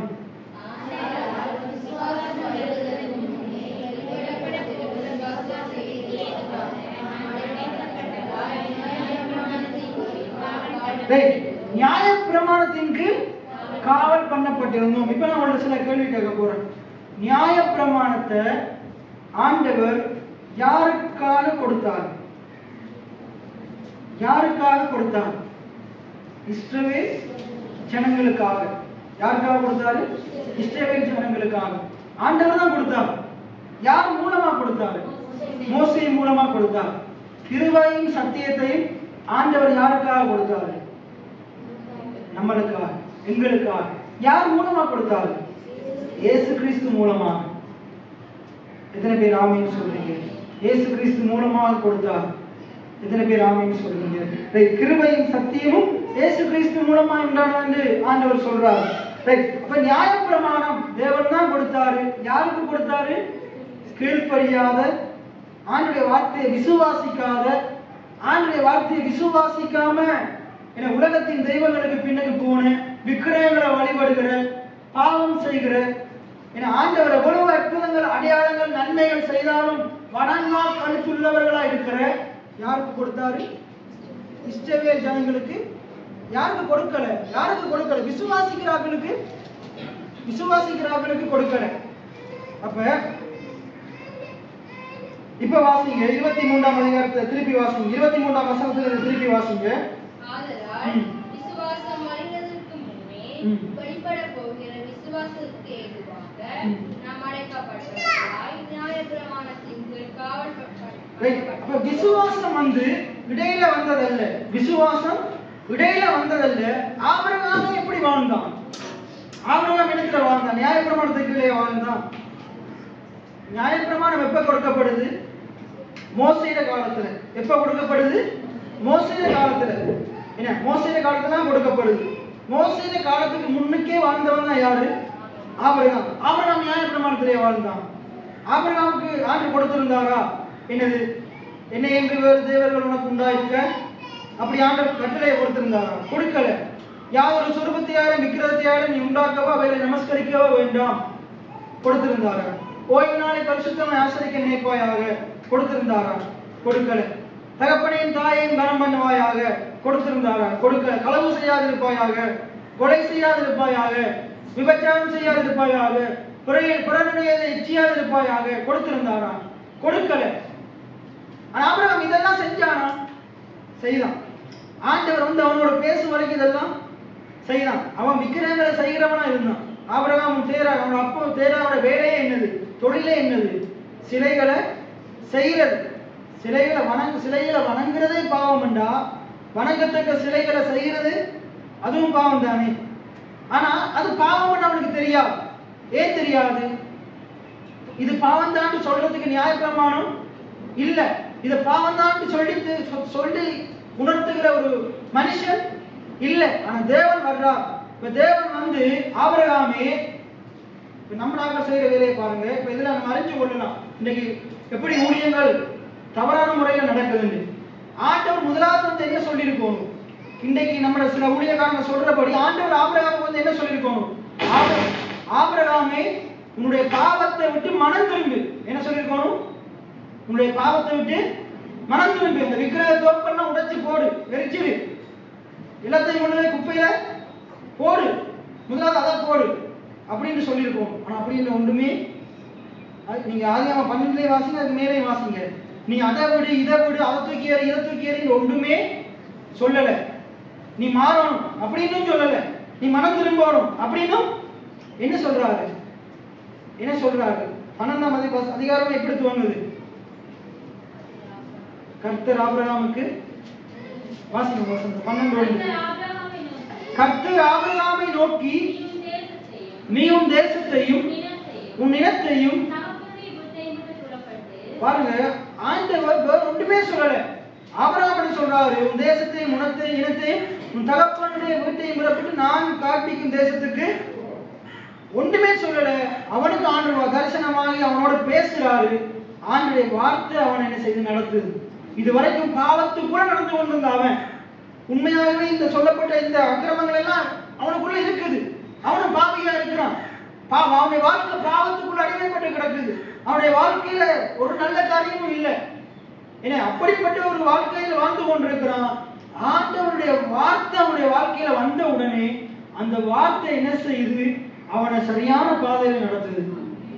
ஆண்டுடைய வார்த்தை அவனை குத்தல, குடையல. ஆண்டுடைய வார்த்தை அவனை குணமாக்குது, அவனை விடுவிக்குது. எத்தனை பேர் ஆமேன்னு சொல்லுங்க? எத்தனை பேர் ஆமேன்னு சொல்லுங்க? இன்னைக்கு அப்படிப்பட்ட சத்தியங்கள் நம்மளை ஒருபோதும் மாற்றாது, அப்படியே தான் வச்சிருக்கும். ஆனா இப்படிப்பட்ட சத்தியங்கள் உங்களை குணமாக்கும், உங்களை மாற்றும், அநேக ஜனங்களை மாற்றும். என்ன செய்யணும்? நம்ம வேற ஒன்றும் செய்ய தேவையில்லை. ஒழுங்கா அமர்ந்திருந்து இப்படி கேட்டுக்கொண்டிருந்தாலே, ஐயோ விநாயகனுக்கு ஒன்றுமே விளங்கல, பரவாயில்ல இருங்க, அது விளங்கும். என்ன செய்யும்? நீங்க கேட்க அந்த சத்தியங்கள் என்ன செய்யும்? உங்களுக்குள்ள போய் பெரிய மாற்றங்கள் உங்களுக்குள்ள கொண்டு வரும். சரி, அப்ப வார்த்தை மாற்றத்தை ஏற்படுத்துது. இப்ப நம்ம வருவோம். அப்ப நியாயப்பிரமாணம் எப்ப வந்தது? நியாயப்பிரமாணம் தான் இடையில வந்தது. விசுவாசம் இடையில வந்ததா? விசுவாசம் இடையில வரல. அப்ப விசுவாசம் எப்ப விநாசம் வந்தது? எப்ப வந்துச்சு சொல்லுங்க? அப்ப யாராச்சும் சொல்லுங்க. அப்ப விசுவாசம் எப்ப வந்துச்சு? ஆபிரகாம் காலத்துல வந்துச்சு. அப்ப எப்ப வந்துச்சு விசுவாசம்? எப்ப வந்துச்சு தெரியுமா? ஆண்டவர் உலகத்தை படைக்கிறதுக்கு முன்னுக்கே வந்துச்சு. எப்ப வந்துச்சு? உலகத்தை படைக்கிறதுக்கு முன்னுக்கே. எபிரேயர் 11:3 வாசிங்க ஒருத்தங்க. எபிரேயர் 11:3. எபிரேயர் 11:3. விசுவாசத்தினாலே நம் உலகங்கள் தேவனுடைய. அப்ப விசுவாசம் எப்ப வந்துச்சு? உலகம் உண்டாக்கப்படுறதுக்கு முன்னுக்கே தேவனுக்குள்ள இருந்தது விசுவாசம். தேவன் உலகத்தை எப்படி படைச்சாரு? அவர் விசுவாசிச்சு படைத்தார். நம்முடைய ஆண்டவர் விசுவாசம் உள்ள தேவனா இருக்கிறார். நாம் அவருடைய விசுவாச பிள்ளைகளா இருக்கிறோம். என்ன சொல்லுங்க? என் தேவன் விசுவாசத்தின் தேவன். எத்தனை பேர் ஆமேன்னு சொல்றீங்க? நான் அவருடைய விசுவாசத்தின் பிள்ளையா இருக்கிறேன். எத்தனை பேர் ஆமேன்னு சொல்றீங்க? அதான் நம்மளை விசுவாசின்னு சொல்றாங்க. என்ன சொல்றாங்க? விசுவாசின்னு சொல்றாங்க. அப்ப பாருங்க, விசுவாச தேவன் தன்னுடைய விசுவாச வார்த்தையை பயன்படுத்தி அவர் விசுவாசத்தினால உலகத்தை உண்டாக்குறார், வானம் பூமியை உண்டாக்குறார். என காணப்படுகிறவைகள் தோன்றப்படுகிறவைகளா? அந்த வசனத்தை முழுமையா வாசிங்க. 11:3. எபிரேயர் 11:3.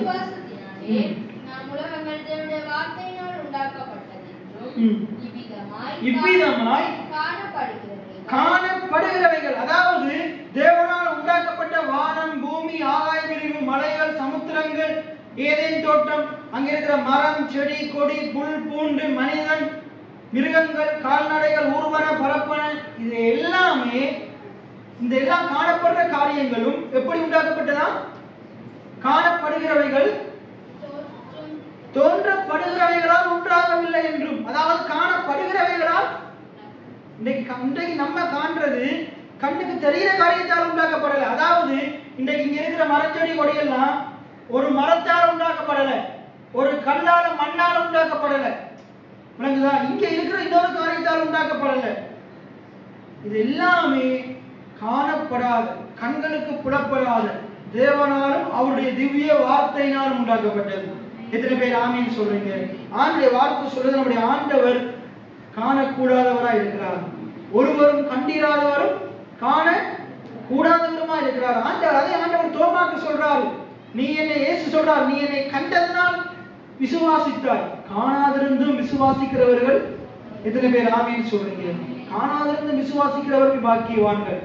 ஆண்டவர் இன்னைக்கு எப்படி நம்மளை சோதிக்க சொல்றார்? இன்னைக்கு எதை பார்க்கிறோம்? 2 கொரிந்தியர் 13:5 பார்க்கிறோம். என்ன சொல்றது?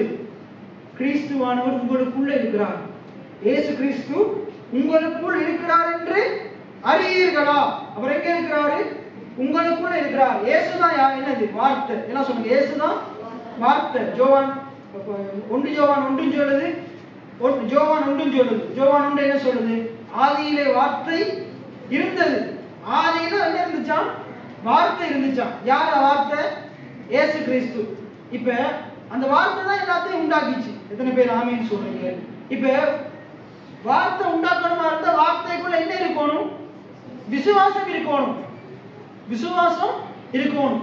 இங்க எபிரேயர் 11:3 சொல்றது விசுவாசத்தினாலே உலகங்கள் உண்டாயின என்று வேதம் சொல்லுது. அப்ப வார்த்தையானவர் விசுவாசத்தினாலே உலகத்தை உண்டாக்கினார். எத்தனை பேர் ஆமீன் சொல்றீங்க? வார்த்தையாகிய இயேசு கிறிஸ்து விசுவாச வார்த்தைகளினாலே உலகத்தை உண்டாக்கினார். ரைட். அப்ப வார்த்தைக்குள்ள என்ன இருந்தது? இயேசு இருக்கிறார். நீங்க கேட்கிற ஒவ்வொரு வார்த்தைக்குள்ளேயும் இயேசு இருக்கிறார். அப்ப இயேசு எங்க இருக்கிறாரு? உங்களுக்குள்ள இருக்கிறார். எங்க இருக்கிறாரு? உங்களுக்குள்ள. இயேசுனுடைய சரீரம் தான் எங்க இருக்குது? பிதாவின் வலது பரிசத்தில் இருக்குது. இயேசுனுடைய சரீரம், உயிர்த்தெழுந்த சரீரம் எங்க இருக்குது? பிதாவினுடைய வலது பரிசத்தில் இருக்குது. பரிசுத்த ஆவியானவர் எங்க இருக்கிறாரு? உங்களுக்குள்ள. மகிமை நம்பிக்கை, அதாவது இயேசு கிறிஸ்துவை மரித்தோர் எழுப்பின ஆவியானவர் இன்றைக்கு உங்களுக்குள்ள இருக்கிறார். உங்களுக்குள்ள இருப்பாரா இருந்தா சாவுக்கு ஏதுவான இந்த சரீரத்தையும் உயிர்ப்பிப்பார். எத்தனை பேர் நம்புறீங்க? இந்த மாம்ச சரீரத்தை ஆண்டவர் உயிர்ப்பிப்பார். இந்த மாம்ச சரீரத்தை ஆண்டவர் உயிர்ப்பிப்பார். இப்ப இன்னொரு காரியத்தை சொல்றேன். இயேசு உயிரோடு வாழ்ந்த நாட்கள்ல ஆண்டவர் அநேக அற்புத அடையாளங்களை செய்தாரா இல்லையா? மரித்தவரை உயிரோட எழுப்பினார். இயற்கை அப்பாற்பட்ட காரியங்களை, காற்றையும் கடலையும் அகற்றினார், புயலை கண்ட்ரோல் பண்ணார், கடல் அலை சீற்றத்தை குறைச்சார். இப்படி இயற்கை அற்புதங்கள் நிறைய. எத்தனை பேர் விசுவாசிக்கிறீங்க? அற்புத அடையாளங்களை செய்தார். வியாதியோடு இருந்தவர்களை சொஸ்தமாக்கினார், படுக்கையில கிடந்தவரை உயிரோடு எழுப்பினார். எல்லாத்தையும் எப்ப செய்தார்? எல்லாத்தையும் எப்படி செய்தார்? எப்படி சொல்றார்? அவர் தான் அற்புதத்தை செய்தார். ஆனா அவர் அந்த அற்புதத்தை பெற்றுக்கொண்டவனை பார்த்து என்ன சொல்றாரு? உன் விசுவாசம் உன்னை ரட்சித்தது. உன் விசுவாசம் உன்னை ரட்சித்தது. அப்படித்தான் சொல்றார். நீ என்னை நம்பின, நீ என்னை விசுவாசிச்ச, நான் உன் பார்வையை குணமாக்கும் என்று நீ நம்பின, உன் அந்த பெரும்பாட்டை நான் நீக்குவேன்றதை நீ நம்பின, விசுவாசிச்ச. உன் விசுவாசத்தின்படி உனக்கு ஆள் கடவுள். உன் வேதனை நீங்கி சுகமாயிரு. உன் விசுவாசம் உன்னை ரட்சித்தது. இன்னைக்கு நான் உங்களை சொல்ல, ஆண்டவர் உங்களுக்கு அற்புதத்தை அடையாளத்தை செய்ய அவர் இன்றைக்கும் ஆயத்தமா இருக்கிறார். எத்தனை பேர் ஆமீன் சொல்றீங்க? அவர் செய்ய உயிருள்ள தேவனா இருக்கிறார். அவர் உங்களுக்கு செய்ய ஆயத்தமா இருக்கிறார். ஆனா நீ விசுவாசிக்கிறாட்டி தேவனுடைய மகிமையை காண முடியாது. நீ விசுவாசித்தார் தேவனுடைய மகிமையை. அந்த மாத்தாள் மரியாதை சொல்றார், லாசரு மரிச்சிட்டான், செத்து 4 நாள் ஆகுது. ஆண்டவர் என்ன சொல்றாரு? அவரு செத்து 4 நாள் ஆகுது. ஆமே நல்லேலூயான்னு சொல்லல. என்ன சொன்னாரு? நீ விசுவாசித்தால் தேவனுடைய மகிமையை காண்பாய். என்ன ஆண்டவர் உங்களுக்கு சொல்றாரு? உன்னுடைய வாழ்க்கை எப்படி மாறணும்னு நீ விசுவாசிக்கிறியோ அதன்படி தேவன் உனக்கு செய்வார். இல்ல நான் உயர போறதுல இப்படியே தான் கிடக்க போறேன், அப்படியே தான் கிடக்க போறேன். இல்ல, என் தேவனால் நான் உயருவேன், என் தேவனால் நான் பெருகுவேன் என்று விசுவாசிச்சா ஏற்ற காலத்தில் அவர் உன்னை உயர்த்துவார். ஆண்டவரை சொல்றார், ஏற்ற காலத்தில் நான் உன்னை உயர்த்தும்படி என்னுடைய பலத்த கைகளுக்குள் அடங்கி இரு. ஏற்ற காலத்தில் நான் உன்னை உயர்த்தும்படி என்னுடைய பலத்த கைகளுக்குள் நீ அடங்கி இரு. இப்ப நம்ம வருவோம் கலாத்தியர் 3:23 வருவோம். நம்ம முடிக்க போறோம். கலாத்தியர் 3:23, 24, 25.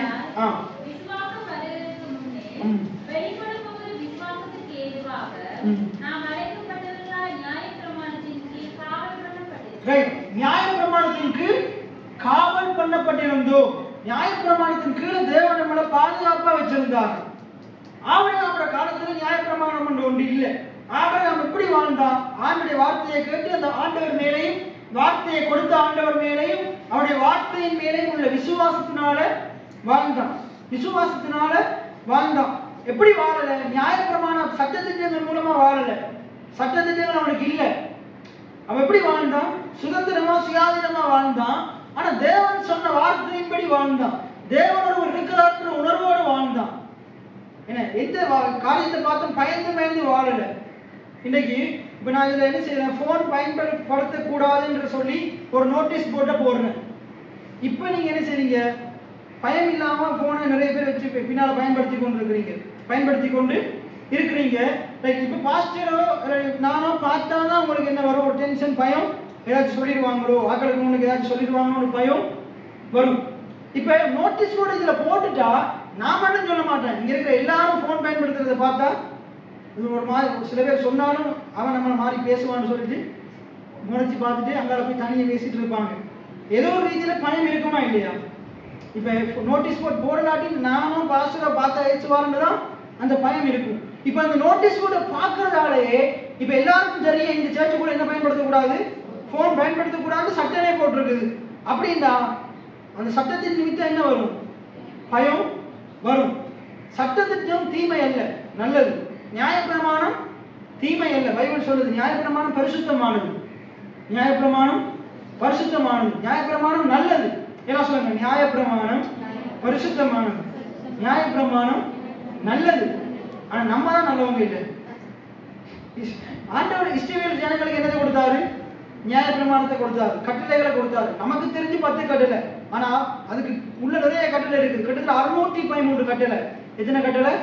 மொத்தம் 613 கட்டளை இருக்குது நமக்கு. ஆனா இஸ்ரவேல் ஜனங்கள் 613 கட்டளையை நிறைவேற்றும். இன்றைக்கு அதை நிறைவேற்றுறதுக்கு முயற்சி செஞ்சு கொண்டே இருக்கிறாங்க யூதர்கள். ரைட், இப்ப நம்ம அது இன்னொரு காலத்துல பார்ப்போம். இதுக்குள்ள வருவோம். அப்ப நியாயப்பிரமாணம் நல்லது, பரிசுத்தமானது. எல்லாம் சொல்லுங்க, நியாயப்பிரமாணம் நல்லது, பரிசுத்தமானது. ஏன் பரிசுத்தமானது நல்லதுன்றா நமக்கு தான் தெரியுமே. தேவன் கொடுக்கிற எல்லாமே நல்லது. தேவனிடத்திலிருந்து எந்த தீமையும் வராது. நியாயப்பிரமாணத்தை மோசேயுடைய கையில தேவன் கொடுத்திருப்பாரா இருந்தா தேவன் கொடுத்த நியாயப்பிரமாணம் எப்படி கெட்டதா இருக்க முடியும்? நியாயப்பிரமாணம். ஆனா அதை நிறைவேற்ற, அதை செய்ய வேண்டிய மனுஷன் தான் பருவாய். அவனால் என்ன செய்ய முடியாது? அதை கடைபிடிக்க முடியாது. எந்த மனுஷனாலையும் நியாயப்பிரமாணத்தை நிறைவேற்ற முடியாது. அதுதான் வேதம் சொல்லு. கலாத்தியரை நீங்க முழுமையா படிச்சு பாருங்க. எந்த மனுஷனாலையும் நியாயப்பிரமாணத்தை நிறைவேற்ற முடியாது. ஆனா இயேசு கிறிஸ்து ஒருவரே அதை நிறைவேற்றினார். எத்தனை பேர் ஆமீன் சொல்றீங்க? நியாயப்பிரமாணத்தின்படி அப்பழுக்கற்றவர் அவர் இருக்கிறார். அவர் நியாயப்பிரமாணத்தின்படி குற்றம் சாட்டப்படாதவர், பாவமற்றவர், பாவம் இல்லாதவர். அப்ப அதே போலதான் இன்னைக்கு எவ்வளவுதான் இந்த போட் போடல, அந்த போட் போட்டு ஒட்டியே வச்சாலும் நான் கேட்க போறது இல்லை, அதை ஒட்டி கிடக்கணும் நான் பார்க்க போறது இல்லை, நான் பயன்படுத்ததான் போறேன்றவன் என்ன செய்வான்? எப்படியும் பயன்படுத்தி கொண்டுதான் இருப்பான். அதை ஒட்டுறதால மாறக்கூடாது, மாற்றம் வந்து வரணும். உங்க ஒவ்வொருத்தருடைய இருதயத்துக்குள்ள வரணும். சேர்ச்சுக்கு வந்தா போனை என்ன செய்யணும்? ஓஃப் பண்ணி வைக்கணும். இங்க சொல்லியோ நோட்டீஸ் போர்டு சொல்லியோ வரக்கூடாது. அது எங்க வரணும்? உங்க இருதயத்துக்குள்ள இருக்கணும். ஞாயிற்றுக்கிழமை ஆனா ஓய்நாள பரிசுத்தமா ஆசிரியர் என்ன வீட்டுல ஒட்டி வச்சுட்டா வர்றீங்க. அது எப்படி ஆயிடுச்சு? அது இங்க இருக்குது. நிறைய பேர் கஷ்டப்பட்டு தான் வர்றாங்க. நிறைய பேர் சர்ச்சுக்கு வர்றது கஷ்டப்பட்டு, ஆனா நிறைய பேர் இஷ்டப்பட்டு வர்றாங்க. ஏனென்றா அது இங்க இருக்குது. எங்க இருக்குது? இங்க இருக்குது. அதே போலதான் ஆண்டுடைய காரியங்கள் எங்கேயோ எழுதப்பட்டிருக்கிறதால, எங்கேயோ சொல்றதால, யாரோ நமக்கு சொல்லி கொடுத்து செய் என்று சொல்றதால, பயமுறுத்துறதால வரக்கூடாது. அது நம்ம என்ன செய்யணும்? நம்முடைய இயல்பா மாற்றணும். ஒவ்வொரு நாளும் நீங்க என்ன செய்வீங்க?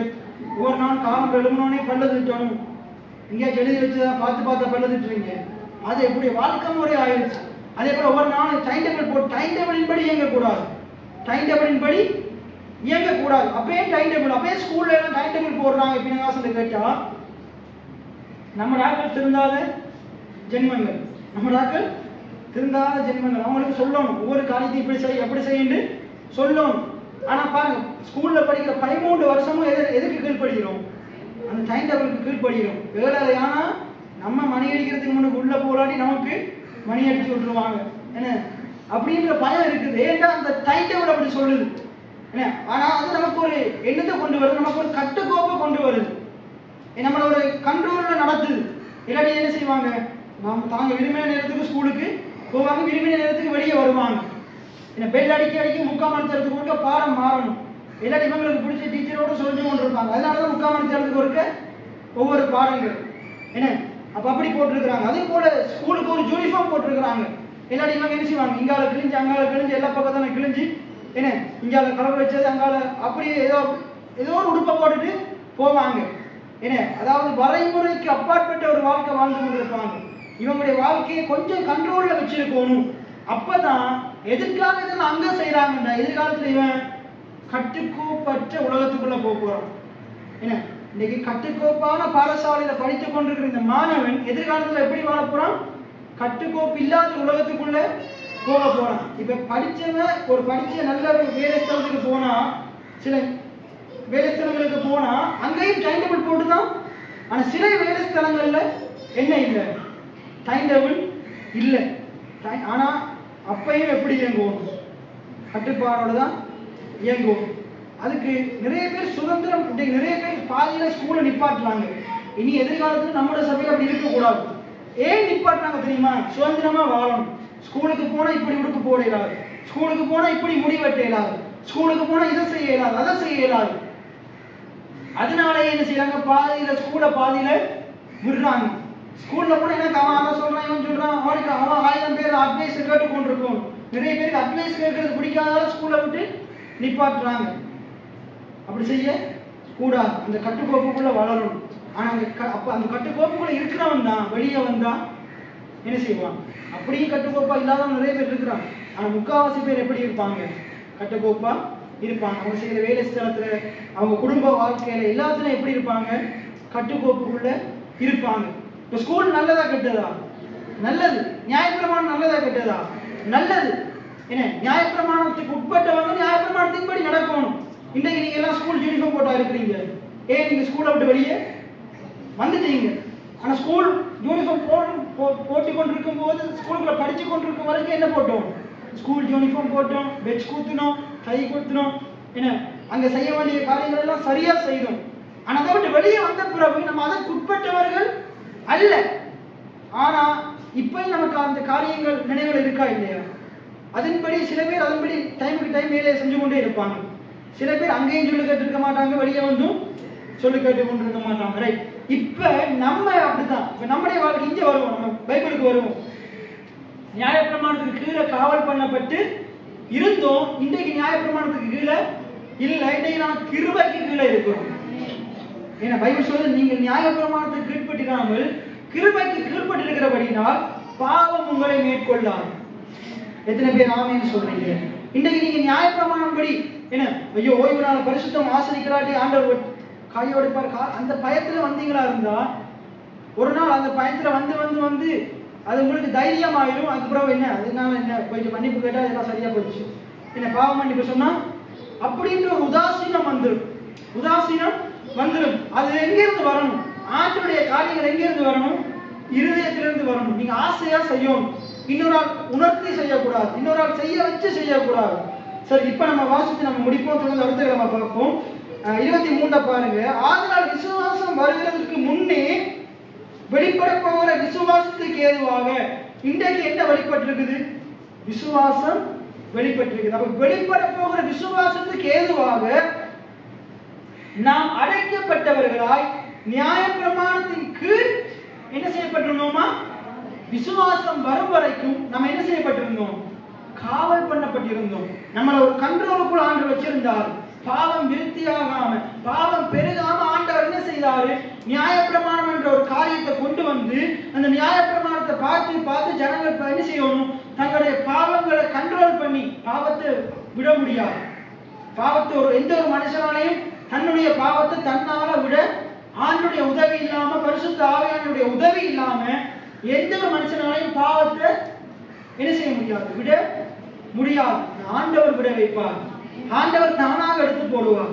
எத்தனை பேர் ஆமீன்னு சொல்றீங்க? அப்ப அங்க பாருங்க, நியாயப்பிரமாணம் இதுக்கு உதாரணம் என்னத்தை பார்க்கலாம்டா, ஒரு ஸ்திரீ விபச்சாரத்துல பிடிக்கப்படுறா. ஒரு ஸ்திரீ, நியாயப்பிரமாணம் என்ன சொல்லுது, கல்லெறிஞ்சி கொல்லணும் சொல்லுது. அங்க எல்லாரும் பெரிய பரிசுத்தவான்கள் எல்லாம் என்ன செஞ்சிட்டாங்க, கல்லெடுத்துட்டு வந்துட்டாங்க. நடுவுல இவள் தான் பாவி, அவங்க சுத்தி இருக்கிற எல்லாரும் பரிசுத்தவான்கள் என்று அவங்க நினைச்சு கொண்டிருக்கிறாங்க. யார் நினைக்கிறா? அவங்க நினைச்சு கொண்டிருக்கிறாங்க. ஆனா அங்க உண்மையான பரிசுத்தவான் ஒருத்தர் இருக்கிறார். அங்க ஒரு பரிசுத்தர் இருக்கிறார். அவர் கல்லெறிஞ்சாரா? அவர் சொல்லறிஞ்சாரா? அவர் கல்லு அறியல, சொல்ல அறியல. நம்ம நாட்டில் கல்லறிய மாட்டாங்க. என்ன அறிவாங்க? சொல்லுதான் அறிவாங்க. என்ன அவங்களோட தெரியாத நினைப்பாங்க, சொல்லறிஞ்சு கொண்டே இருப்பாங்க. இந்த கல்லறிகிற சொல்லறிகிற மனுஷங்க இருக்கிறாங்க. அப்ப அவங்க என்ன செய்யறாங்க, அந்த பரிசுத்தவான்கள் எல்லாம் இந்த ஸ்திரீக்கு எதிராக என்ன அறிகிறாங்க? கல்லு அறிகிறாங்க. நாங்க கொல்ல போறோம்னு சொல்லும் அறிகிறாங்க. மோசையில நியாயப்பிரமாணம் என்ன சொல்லுது? மோசையில நியாயப்பிரமாணம் என்ன சொல்லுது? ஆண்டவர் என்ன செய்தார்? ஒன்றுமே பேசல. ஆண்டவர் ஒன்றுமே பேசல. ஆண்டவர் என்ன செய்தார்? நிலத்துல எழுதி கொண்டிருக்கிறார். என்ன எழுதி கொண்டிருக்கிறார்? அப்போ எழுப்பிட்டு சொல்றாரு, உங்களில் பாவம் இல்லாதவன் உண்மையா பாவம் செய்யாதவன் என்று சொல்லல. பாவம் செய்யாதவன், ஒருவேளை அந்த இடத்துல விபச்சார பாவம் செய்யாதவங்க நிறைய பேர் இருந்திருக்கலாம். அங்க ஒரு 100 பேர் இருக்கிறாங்கன்றா 100 பேர் விபச்சாரம் செஞ்சிருப்பாங்களா? விபச்சார பாவம் செய்யாதவங்க இருந்திருக்கலாம். ஆனா ஒருக்க செஞ்சு பார்க்கணும்ன்ற நினைப்பு எல்லாருக்குள்ளேயும். பாவம் இல்லாதவன், பாவம் எங்க இருக்கு? பாவம் செய்யலாம், அங்க இருக்கு பாவம், இருதயத்துக்குள்ள இருக்குது. ஆண்டவர் வார்த்தையை சொல்லுது, பாவம் இல்லை என்போமானால், பாவம் செய்யவில்லை என்போமானால் சொல்லல. பைபிள் என்ன சொல்லல? நான் பாவம் செய்யவே இல்லை. நீங்க நிறைய பேர் இந்த பாவம் செய்யாதவங்க இருக்கிறீங்க. பாவம் இல்லை என்போமானால், அப்ப வேதம் என்ன சொல்லுது? எல்லாருக்குள்ளேயும் பாவம் குடிகொண்டு இருக்குது. என்ன இருக்குது? குடிகொண்டு இருக்குது. ஆனா பாவம் செய்கிறவன் தேவ மகிமை அற்றவனா இருக்கிறான். இன்றைக்கும் நிறைய பேருக்குள்ள பாவம் செய்யல. பாவம் என்ன சைலண்ட் ஆயிடுச்சு? பாவம் குடிகொண்டு இருக்குது. தேவ மகிமை உங்களோட இருக்குது. அந்த தேவ மகிமை பாவம் செய்ய விடாம உங்களை தடுக்கும். எத்தனை பேர் ஆமீன்னு சொல்றீங்க? எத்தனை பேர் விளங்குது? இப்ப பாவம் செய்கிறவன் எதை இழந்து போறான்? தேவ மகிமை இழந்து போறான். தேவன் தள்ளி விடல, அவனாகவே இழந்து போறான். அவனாகவே பின்வாங்கி போறான். அவனாகவே விசுவாசத்தை விட்டு வழி விலகி போறான். அப்ப பாவம் எல்லாருக்குள்ள இருக்குது. ஆனா ஆண்டுடைய வார்த்தையினால நிரம்புகிறவன், ஆண்டுடைய மகிமையினால நிறைந்திருக்கிறவன், அவன் இலவா என்ன செய்ய மாட்டான்? பாவம் செஞ்சிட மாட்டான். ஆண்டவர் பாவம் செய்யறதுக்கு முற்படும் போதுதான் ஆவியானவர் என்ன செய்வார்? உதவி செய்வார். மாம்சத்துக்கு விரோதமாக என்ன செய்யும்? யுத்தம் செய்து ஆவி மேற்கொள்ளும், வசனம் மேற்கொள்ள அவன் பாவத்தை மேற்கொள்ளுவான். எத்தனை பேருக்கு உலகு நான் சொல்றது? அப்ப இதான் நடக்குது. ஆண்டவர் என்ன செய்யறார்? கீழே உங்களுக்கு பாவம் இல்லாதவன் முதலாவது எல்லாம் கல்ல போட்டுட்டு போயிட்டான். ஆண்டவர் பாவம் செய்யவும் இல்லை, அவருக்குள்ள பாவமும் இல்லை. அங்க எல்லாரும் பாவம் செய்யாதவங்க, நிறைய பாவம் செஞ்சவங்க இருக்கிறாங்க. ஆனா பாவம் இல்லாதவங்க ஒருத்தருமே இல்லை. ஆனா அவர் பாவம் இல்லாதவராக இருக்கிறார். அவர் நினைச்சிருந்தா கல்வி வெறுக்கி இருக்கலாம். ஆனா என்ன சொல்றாரு? உன் பாவங்கள், நீ போ இனி பாவம் செய்யாது. நீ போ இனி பாவம் செய்யாது. அவரும் என்ன செய்திருக்கிறார்? அவர் பாவம் செஞ்சிருக்கிறார். பாவம் உள்ள இருந்திருக்கு, பாவம் செஞ்சிருக்கிறார். அவங்களுக்குள்ளேயும் பாவம் இருந்திருக்கு, நிறைய பேர் பாவம் செஞ்சிருக்கிறாங்க. நிறைய பேர் எல்லாருக்குள்ளேயும் பாவம் இருந்திருக்கு. ஆனா இவருக்குள்ள, இவர் பாவம் செய்யவும் இல்லை, இவருக்குள்ள பாவமும் இல்லை. இவர் நினைச்சிருந்தா கல்ல எறிஞ்சிருக்கலாம், சொல்ல எறிஞ்சிருக்கலாம். என்ன? ஆனா அவர் ஒண்ணுமே எரியல. அவர் என்ன செய்யறாரு? அவருடைய குணப்படுத்துகிற வார்த்தைகளை பேசுறார். நீ போய் பாவம் செய்யாது. அந்த வார்த்தை அவரை என்ன செஞ்சது? மாத்திச்சு. அதுக்கப்புறம் அவர் பாவம் செய்யவே இல்லை. அதுக்கப்புறம் இயேசு மரிச்சு கல்லறையில உயிர்த்தெழுதலை செய்தி கேட்ட உடனே முதலாவது அவள் தான் வர்றார். முதலாவது அவர் பாவம் செஞ்சிருப்பா, அதுக்கப்புறம் பாவம் செஞ்சிருப்பாங்க தைரியமா அவருடைய சமூகத்துக்கு முன்னுக்கு வந்திருக்க முடியுமா? வந்திருக்க முடியாது. முதலாவது வந்திருக்க முடியாது. ஆண்டவர் உங்களை அப்படித்தான் செஞ்சிருக்கிறார். ஆண்டவர் உங்களுக்கு சொல்றாரு, உங்களுக்கு எல்லாருக்கும் இருக்குதான், பாவம் செய்யறாங்களும் இருக்கிறீங்க, பாவம் இருக்கிறாங்களும் இருக்கிறீங்க. ஆண்டவர் சொல்றாரு, நீ போய் நீ பாவம் செய்யாது, நீ போய் நீ பாவம் செய்யாது, நீ போய் நீ பாவம் செய்யாது, வாழ், விசுவாசத்துல வாழ், உன்னுடைய பாவத்தை பார்த்து பார்த்து வாழாத, விசுவாசத்துல வாழ். என்னை ஆண்டவர் பிழைக்க செய்வார், என்னுடைய பாவங்களை ஆண்டவர் மன்னித்திருக்கிறார். எத்தனை பேர் ஆமேன்னு சொல்றீங்க? அப்ப நியாயப்பிரமாணம் என்ன செய்யுது? பாவம் இன்னதென்று காட்டுது. ஆண்டவர் அந்த பாவத்திலிருந்து நம்மளை விடுவிக்கிறார். எத்தனை பேர் ஆமேன்னு சொல்றீங்க? அதுக்கு அடுத்த வசனத்தை பாருங்க. இவ்விதமாக நாம் விசுவாசத்தினாலே நீதிமான்கள் ஆக்கப்படுவதற்கு, எதுக்கா? எதனால நீதிமானாக்கப்படுவதற்கா? விசுவாசத்தினால நீதிமானாக்கப்படுவதற்கு. நியாயப்பிரமாணம் நம்மை கிறிஸ்துவண்டை வழிநடத்துகிற எப்படி இருக்குதான்? டீச்சரா இருக்கிறார். உபாத்திய ஆசிரியர், உபாத்தியாயர், ஆசிரியருக்கு ஒத்த கருத்து சொல்லலாம். என்னது? உபாத்தியாயர், ஆசிரியர். அப்படின்ற உபாத்தியன் வழிகாட்டியா இருக்குது. நியாயப்பிரமாணம் ஒரு பாலமா இருக்குது. இயேசு மண்டையில நம்ம கொண்டு போறதுக்கு பாலமா இருக்குது. பாலம் நம்மளை விடுவிக்காது, இயேசுதான் நம்மளை விடுவிப்பார். நியாயப்பிரமாணம் நம்மளை விடுவிக்காது, இயேசுதான் நம்மளை விடுவிப்பார். இதை நம்ம இந்த வசனத்தோடு நாங்கள் அடுத்த கிழமை நாங்க பார்ப்போம். அனைவரும் நாங்கள் எழுந்து நின்றவர்களாக இன்னைக்கு நாங்க விசுவாச வாழ்க்கையை குறித்து பார்த்தோம். அதுல நம்முடைய விசுவாசத்தை 2 கொரிந்தியர் 15:13-5 சொல்லுது. 2 கொரிந்தியர் 15:13-5 சொல்லுது. உங்கள் விசுவாசத்தை நீங்கள் சோதித்து பாருங்கள், உங்கள் விசுவாசத்தை நீங்கள் பரீட்சை பாருங்கள். இன்னைக்கு இந்த இடத்துல இருக்கிற ஒவ்வொருவரும் நீங்க உங்களுடைய விசுவாசத்தை, உங்களுக்குள்ள இருக்கிற விசுவாசத்தை, நீங்க யாரை விசுவாசிக்கிறீங்க? நான் இயேசுவை விசுவாசிக்கிறேன். அவர் தான் என்னுடைய பாவங்களுக்காக மரித்தார், எனக்காக ரத்தம் சிந்தினார், என்னை நீதிமானாக்கப்படுவதற்காக அவர் உயிரோடு எழுப்பப்பட்டார். அதை நான் விசுவாசிக்கிறேன், அதை நான் விசுவாசிக்கிறேன்.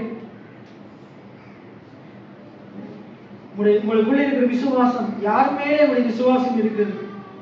ஆபிரகாமுக்கு ஈசாக்கின் மேல இருந்ததா? ஈசாக்கை கொடுத்த தேவன் பேரில் விசுவாசம் இருந்ததா? உங்களுடைய விசுவாசம் எப்படிப்பட்டதாக இருக்கிறது? இயேசுவின் மேல் உங்களுடைய விசுவாசம் இருக்குதா? அவருடைய வார்த்தையின் மேல் உங்களுடைய விசுவாசம் இருக்குதா என்பதை நீங்கள் ஆராய்ந்து பாருங்கள். 2வது காரியம், உங்களை ரட்சித்த ஆண்டவர் உங்களுக்குள் வாசமாய் இருக்கிறார் என்று நீங்கள் அறிந்திருக்கிறீர்களா? இயேசு எனக்குள் வாசமாய் இருக்கிறார். இயேசு மகிமை நம்பிக்கையாக அவரை இயேசுவை உயிரோடு எழுப்பின ஆவியானவர் எனக்குள்ளே வாசமாய் இருக்கிறார். என்ன சொல்லுங்க? இயேசுவை மரித்தோரிலிருந்து எழுப்பின ஆவியானவர் எனக்குள் வாசமாய் இருக்கிறார். அவர் என்னை உயிர்ப்பிப்பார், அவர் என்னை உயிர்ப்பிப்பார், அவர் என்னை வழிநடத்துவார், என்னை அவர் போதிப்பார், என்னை அவர் சிட்சிப்பார், எனக்கு அவர் கண்டித்து உணர்த்துவார், என்னை அவர் நடத்துவார்.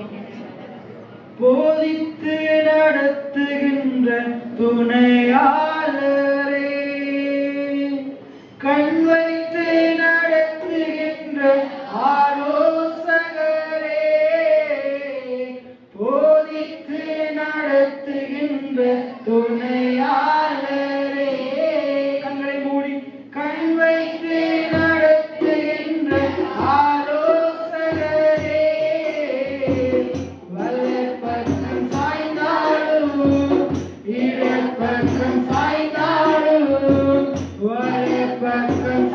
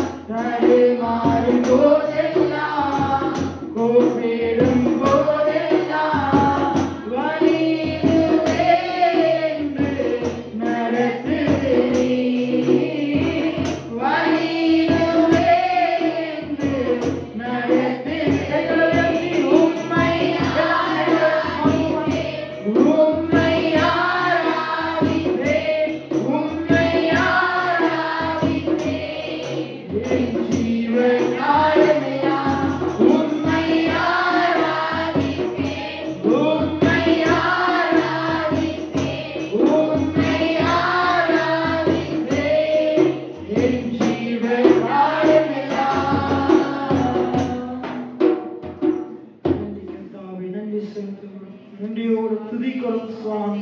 இந்த பரிசுத்தமுள்ள ஓய்வு நாளுக்காய் நன்றி செலுத்துகிறோம். எங்களுடைய சமூகத்துக்கு முன்னுக்கு நிற்க உடைய கிருபையை தயவை தந்திருக்கிறபடினால் நன்றி செலுத்துகிறோம். பாட துதிக்க உடைய வார்த்தைகளை கேட்டு தந்த மாபெரும் சலாக்கியத்துக்காக நன்றி செலுத்துகிறோம் சுவாமி. நன்றியோடு துதிக்கிறோம், சோஸ்தரிக்கிறோம். நல்ல ஆண்டவரே, பரிசுத்தமுள்ள இந்த ஓய்வு நாளுக்காய் நன்றி செலுத்துகிறேன். அப்பா, உடைய சமூகத்திலே நாங்கள் நிற்பது, கூடியிருப்பது எவ்வளவு பேரின்பமானது.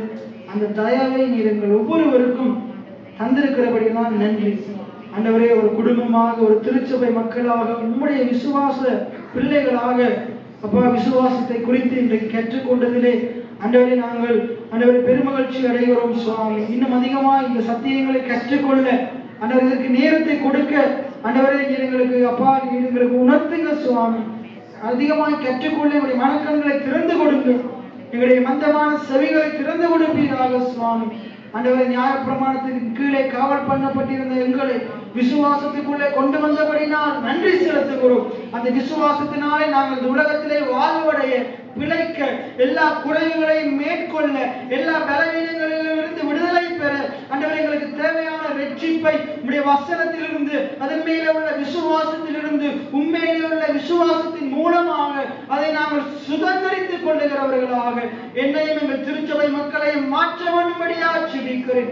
உண்மையிலே பலன் கொள்ளுகிற பிள்ளைகளாக, மக்களாக நாங்கள் இருக்க எங்களுக்கு உதவி செய்வீராக ஆண்டவரே. அப்பா, நீர் எங்களுடைய பாவங்களை மன்னித்திருக்கிறபடினால் நன்றி சுவாமி. எங்களுடைய அக்கிரமம் நீங்க எங்களை முற்றிலும் கழுவி இருக்கிறபடினால் நன்றி சுவாமி. பாவத்தை மேற்கொண்டு வாழ எங்களுக்கு உதவி செய்வீராக. இன்னும் விட வேண்டிய தவறுகள், பாவங்கள், அக்கிரமங்கள் எங்களுக்குள்ளே அநேகம் உண்டு. அதை நாங்கள் ஒப்புக்கொள்ளுகிறோம், ஏற்றுக்கொள்ளுகிறோம், அவைகளின் பாதத்தில் இறக்கி வைக்கிறோம், அவைகளை நாங்கள் அறிக்கை செய்கிறோம் ஆண்டவரே.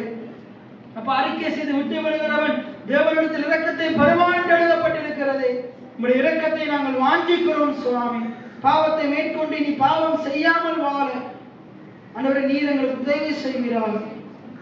உங்களுக்கு உடைய கிருபை அதிகமாக தருவீராக சுவாமி. அருமையான ஒவ்வொரு பிள்ளைகளையும் நான் ஆசீர்வதிக்கிறேன். இந்த கிழமை முழுவதும் ஆண்டவரே எல்லா போக்கிலும் வரத்திலும் கூட இருந்து எல்லா தீங்குக்கும் விலக்கி பாதுகாத்துக் கொள்ளுங்க சுவாமி. ஆண்டவர் இந்த பிள்ளைகள் ஆண்டவரை வாழ்வடைந்திருப்பார்களாக, பிழைப்பார்களாக, கையின் பிரயாசம் ஆசீர்வதிக்கப்படுவதாக, குறைவுகள் நிறைவாவதாக, எல்லா கடன் பிரச்சனைகள், எல்லா இது போல இருக்கிற எல்லா பிரச்சனைகளுக்கும் ஆண்டவரை ஏற்ற நேரத்தில் தீர்வு உண்டாவதாக சுவாமி. தீர்வு உண்டாவதாக ஆண்டவர். எல்லா பிரச்சனைகள் மத்தியிலேயும் இந்த பிள்ளைகள் கடவுளை நம்புவார்களாக, முதலாவது உம்முடைய பாதத்தில் அமர்ந்து ஜெபிப்பார்களாக, உம்மிடத்திலே கேட்பார்களாக சுவாமி. ஆண்டவரே அனைத்து பிரச்சனைகளுக்கும் நீர் தீர்வை கொடுப்பீராக, தீர்வை கொடுப்பீராக சுவாமி. இந்த நாளை எங்களுக்கு ஆசீர்வாதமாக தந்தபடினால் நன்றி செலுத்துகிறோம், நன்றி செலுத்துகிறோம். எங்களை தாழ்த்தி உம்மை உயர்த்தி ஆண்டவராக இயேசுவின் நாமத்தினால் ஜெபம் எடுக்கிறோம் நல்ல பிதாவே. ஆண்டவராக இயேசு கிறிஸ்துவின் கிருபையும், தேவனுடைய அன்பும், பரிசுத்த ஆவியானுடைய அந்யோன்ய ஐக்கியம், ஆசீர்வாதம், அவருடைய கிருபை, அவருடைய விசுவாசத்தை உண்டு பண்ணுகிற சத்தியம் உங்களுக்குள்ளே உங்கள் அனைவரோடும் கூட இருப்பதாக. என் ஆத்மாவே கர்த்தரை சோஸ்திரி, என் உடலமே கர்த்தருடைய பரிசுத்த நாமத்தை சோஸ்திரி. என் ஆத்மாவே கர்த்தரை சோஸ்திரி, கர்த்தர் செய்த சகல உபகாரங்களையும் மறவாதே. ஆமென். கர்த்தர் உங்களை ஆசீர்வதிப்பாராக. வருகிற சனிக்கிழமை, ஒவ்வொரு மாதமும் முதலாவது சனிக்கிழமை காலை 10 மணி